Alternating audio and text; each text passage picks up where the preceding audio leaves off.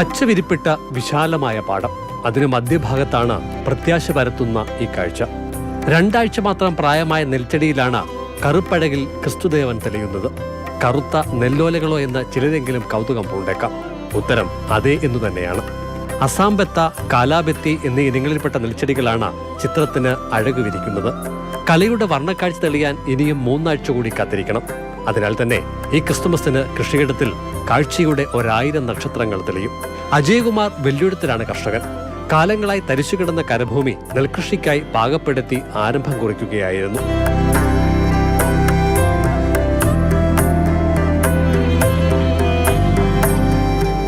ക്രിസ്തുദേവന് പുൽക്കൂട്ടിൽ ജാതനായി ഉണ്ണിയേശു. അപ്പം ക്രിസ്തുവിനെ മനസ്സിലേക്ക് കൊണ്ടുവരിക. അപ്പം ഒരു വ്യത്യസ്തമായിട്ട് ഞാൻ യേശുദേവനെ ചെയ്തില്ലെങ്കിൽ മദർ തെരേസയായിരുന്നു എൻ്റെ മനസ്സിൽ. 20 ഇനം നെൽവിത്തുകളാണ് കൃഷി ഇറക്കിയത്. വയനാട്, തമിഴ്നാട്, അസാം എന്നിവിടങ്ങളിൽ നിന്ന് നേരിട്ടെത്തി വിത്തുകൾ ശേഖരിച്ചു. ആറന്മുളയിലെ പ്രധാന കർഷകരിലൊരാളായ MS സുനിൽകുമാറിന്റെ കൃഷി വിജ്ഞാനമാണ് പാടത്ത് തെളിയുന്നത്. വിത്ത് ശേഖരണത്തിലും പാടിയാട്ടിലും അത് നിഴലിക്കുന്നുണ്ട്.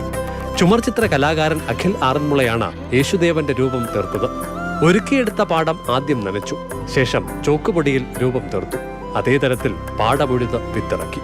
ഈ വേനൽ കാലത്തെ 1 ആഴ്ചത്തെ നന കൊടുത്തുകൊണ്ട് മാത്രം നമ്മൾ കൃഷി ഇറക്കുക. മാർച്ച് അവസാനത്തോടുകൂടി നല്ല വേനൽ സമയത്തായിരിക്കും കൊയ്ത്ത് നടക്കുന്നത്. അപ്പം കരനെല്ലിൽ ഇതൊരു പരീക്ഷണം തന്നെയാണ്. അപൂർവ ഇനം നെൽവിത്തുകൾ വിതയ്ക്കപ്പെട്ടതോടെ പാടമൊരു ഔഷധത്തോട്ടം കൂടിയായി മാറി. അജയ്കുമാറിന്റെ ഫാമിൽ നിന്നുള്ള ചാണകവും ഗോമൂത്രവുമാണ് വളം. ആഴ്ചയിൽ 1 തവണയാണ് നന.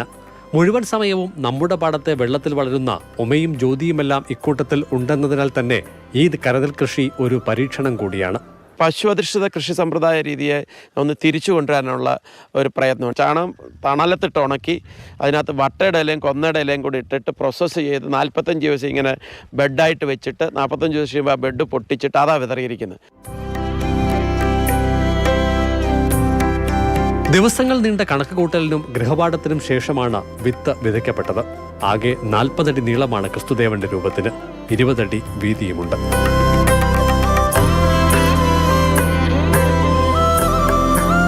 ആകെ 20 നെൽവിത്തനങ്ങൾ. ഏറ്റവും കൂടിയ കാലം വിളവെടുപ്പിന് വേണ്ടിവരുന്ന കാലാബെത്തിയാണ് ആദ്യം വിതച്ചത്. 3 മാസം കൊണ്ട് വിളവ് കൊയ്യാവുന്ന മനുരത്ന ഏറ്റവും ഒടുവിലും. മാർച്ച് 15 വിളവെടുപ്പ് പ്രതീക്ഷിക്കുന്നത്. ക്യാമറമാൻ ജയചന്ദ്രൻ പുല്ലമ്പാറയ്ക്കൊപ്പം CK അഭിലാൽ, മാതൃഭൂമി ന്യൂസ്. ഈ ക്രിസ്മസ് മാസത്തിൽ എത്ര മനോഹരമായ കാഴ്ചയാണല്ലേ നമ്മൾ കണ്ടത്, ആ ക്രിസ്തുദേവന്റെ രൂപം. നമുക്കിപ്പം വിവരങ്ങൾ പങ്കുവയ്ക്കാനായിട്ട് CK അഭിലാൽ ചേർന്നുണ്ട്. അഭിലാൽ, എത്ര മനോഹരമായ കാഴ്ചയാണ് നമ്മൾ കണ്ടത്. എങ്ങനെയാണ് ഈ ക്രിസ്തുദേവന്റെ വിശേഷങ്ങൾ, അദ്ദേഹം അതിലേക്ക് എത്തിയത്, അതിന്റെ രീതികളൊക്കെ എങ്ങനെയാണ്, പറയൂ. മനോഹരമായ ഒരു കലാവിരുതാണ്. അതിൻ്റെ മനോഹാരിതയും അത് തയ്യാറാക്കുന്നതിന് സങ്കീർണതയൊക്കെ സമീപകാലത്ത് മാത്രമാണ് നേരിട്ട് മനസ്സിലാക്കാൻ സാധിച്ചത്. ഇക്കഴിഞ്ഞ ശബരിമല നിറപുത്തരിക്ക് നെൽകൃഷി ചെയ്തതിൽ ഇടയാറന്മുള ചെറുപുഴക്കാട്ട് ദേവീക്ഷേത്രവും ഉണ്ടായിരുന്നു. അതിൻ്റെ വളപ്പിൽ കൃഷി ചെയ്തത് MS സുനിൽകുമാറായിരുന്നു. ശബരിമല ശാസ്താവിൻ്റെ ഒരു രൂപമാണ് ആ വയലിന് മധ്യഭാഗത്തായി തയ്യാറാക്കിയത്. അപ്പോൾ ഈ രൂപം തയ്യാറാക്കുന്ന ആൾക്ക് ഏത് തരത്തിലാണോ അതിൻ്റെ ഔട്ട്പുട്ട് എന്നുള്ളത് ആ സ്ഥലത്ത് നിന്നുകൊണ്ട് മനസ്സിലാക്കാൻ കഴിയാത്ത ഒരു സ്ഥിതിയുണ്ട്. ഒന്നുകിൽ അല്പം ഉയരത്തിൽ കയറി നിന്ന് നോക്കിയെങ്കിൽ മാത്രമേ അതിൻ്റെ കൃത്യത എത്രത്തോളം ഉണ്ട് എന്ന് മനസ്സിലാക്കാൻ സാധിക്കുകയുള്ളൂ. അതല്ലെങ്കിൽ ഡ്രോൺ ക്യാമറയിൽ ദൃശ്യങ്ങൾ പകർത്തേണ്ടതുണ്ട്.